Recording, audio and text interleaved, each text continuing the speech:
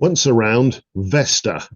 So this is another of the asteroids, which are a subject that fascinates me. So I have a number of these videos about different asteroids out there in the region between Mars and Jupiter. And it all goes back to the Celestial Police and the discovery in 1801 of the first object in this Mars-Jupiter regions, the asteroid Ceres, about which I've done another video. This was discovered by Piazzi in the January of 1801, just scooping a group called the Celestial Police, who were very suspicious that there was a missing object in this region. And within a few years, not only had we found Ceres, but several other objects in that zone. The asteroids Pallas, Juno, and Vesta soon turned up. And it is Vesta, of course, that we are interested in. Now, with Ceres being discovered in 1801 and a year later Pallas, Henrik Olbers suspected from the alignment of the orbits of both of those two asteroids at 2.77 astronomical units, and the fact that the orbits seemed to cross each other, that they might be fragments of a destroyed planet, planet number 5, Phaethon. And he decided that they should search the region of sky where those two orbits crossed to see if there were any other fragments lurking. And it worked, because on the 29th of March of 1807, he happened across Vesta. This is a little image of Vesta changing its position night to night. It's just about visible to the naked eye.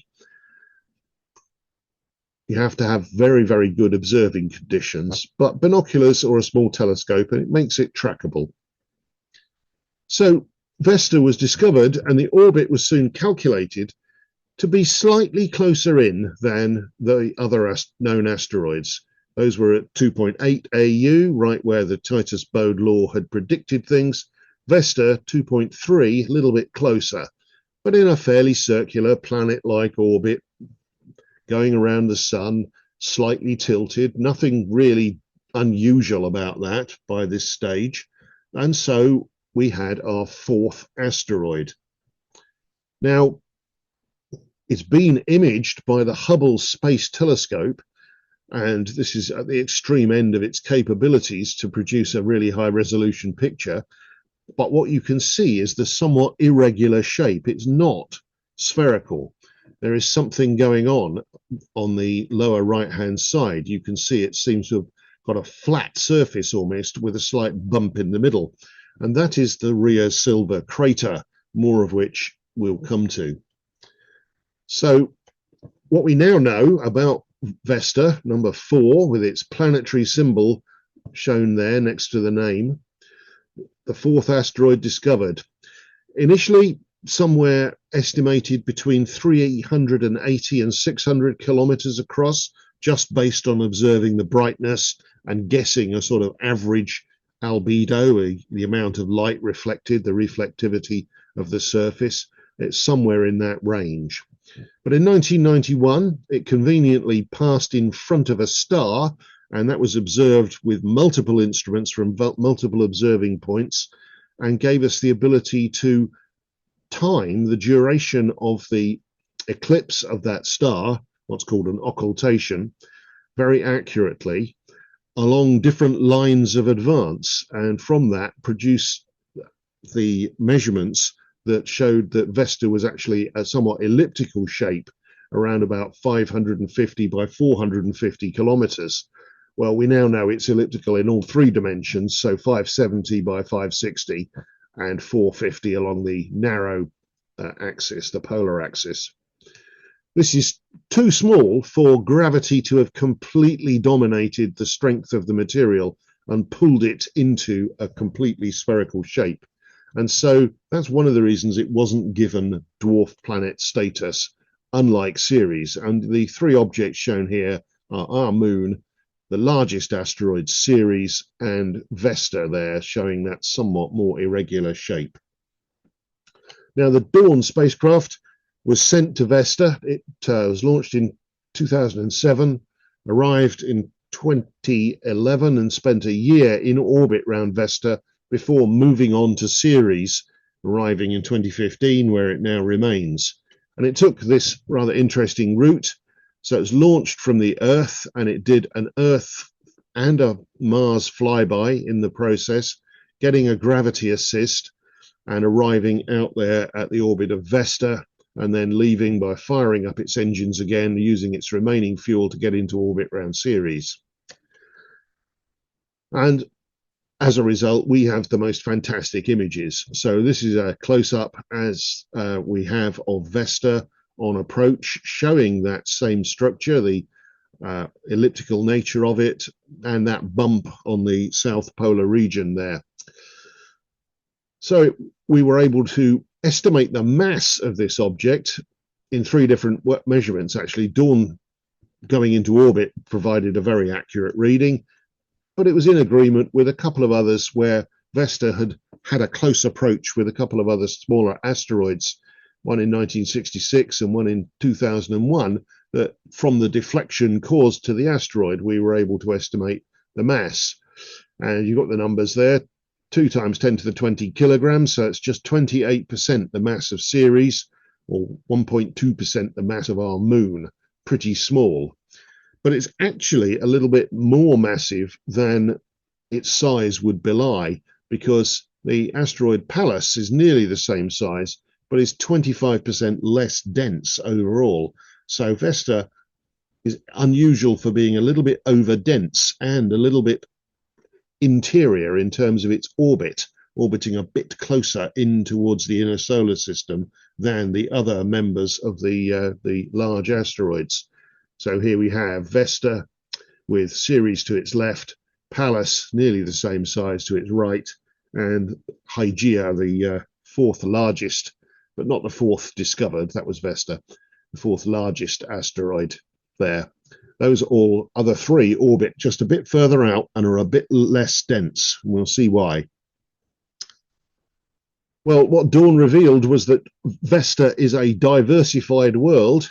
What do I mean by diversified? I mean it has an iron core, about 110 kilometers in radius, overlain by a basalt crust, so just like the Earth, really. And it would have been molten in its early history for around 10 million years. The heat of formation and the heat from the decay of radioactive materials, in particular aluminium-26, in that core would have raised the temperature way in excess of the melting point of the materials and allowed the iron to separate out and sink, being more dense down to the center, and float the rock over the top of it, just as has happened with the Earth. Except, being tiny, Vesta has cooled and solidified pretty rapidly, and so the core is now completely solid rather than the liquid metal outer core that we have on Earth, due to the larger size, meaning the heat takes much, much longer to get out. But I did say we would revisit the Rheasilvia crater, and here it is. This is a massive impact basin on the south polar region of Vesta, almost large enough to have destroyed the asteroid completely. It's 90% of the diameter of the little world, 505 kilometers in diameter for this crater. The central peak is 25 kilometers above the average level, and the rim 12. That's enormous for something on a small world like this. And the impactor must have been very large indeed, smashing into Vesta, penetrating deep inside it, and ejecting a huge amount of material all over the solar system. Some of it would have fallen back onto Vesta, trapped by the gravity of the small planetoid, but a lot of it would have been ejected with escape velocity and would have then made its way independently around the solar system. And this probably happened about 1 billion years ago. We think Vesta formed along with the other planets around 4.6 billion years ago. So this was just 1/4 of the object's age. going back in time. So for 3/4 of its time, this impact had not occurred. It was fairly recent. And it created this huge shotgun blast of material going around the solar system, which we now call the Vesta family of asteroids. If you look at the asteroids in the asteroid belt, you can classify them according to where they orbit, so at 2.3 astronomical units for Vesta, but also in terms of the other parameters, the tilt and the eccentricity of the orbit. And if you do this, you could end up with groups of asteroids, each named after one of the large members of that asteroid family, as it's known. So all those little red dots next to the word Vesta are part of the Vesta family. We know of over 15,000 of them, all orbiting round, resultant from that giant impact, breaking these thousands and thousands of fragments off Vesta to go into orbit roughly along the same trajectory around the sun, gradually getting perturbed and spread out, and some fractions getting scattered all over the place.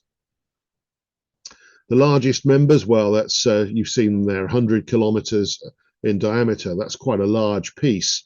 And the second largest piece there, 36 kilometers, after which the sizes get really quite small. So all of that material is whirling around the solar system, and some of the blast was scattered all over the place and came in our direction. And in fact, 5% of the meteorites on Earth are from Vesta, from this one impact, the creation of the Rheasilvia crater. We had these three classes of meteorites called Howardites, Eucrites, and Diogenites.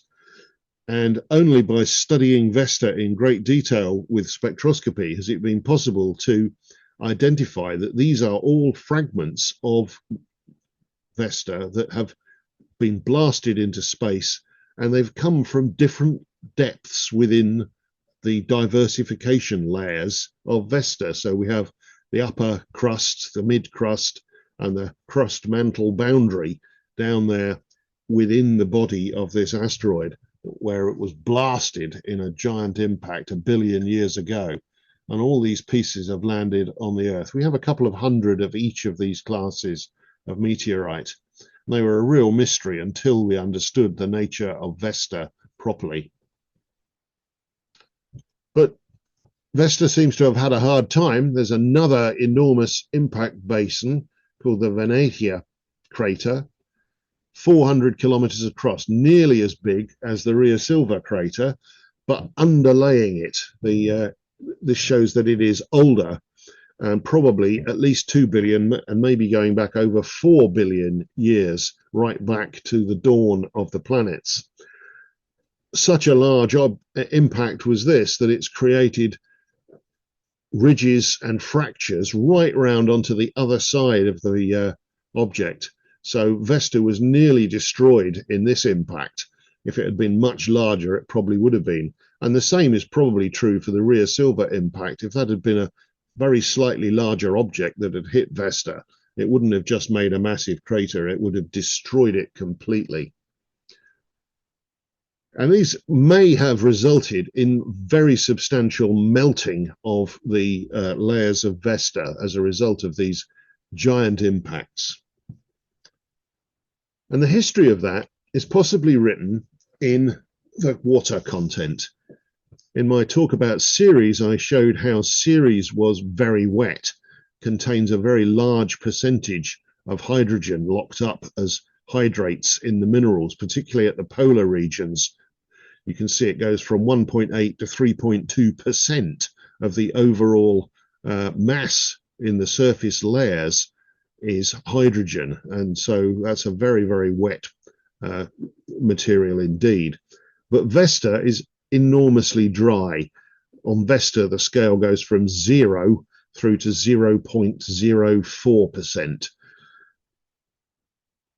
But there are regions, very small regions, scattered across Vesta that seem to be where that water exists.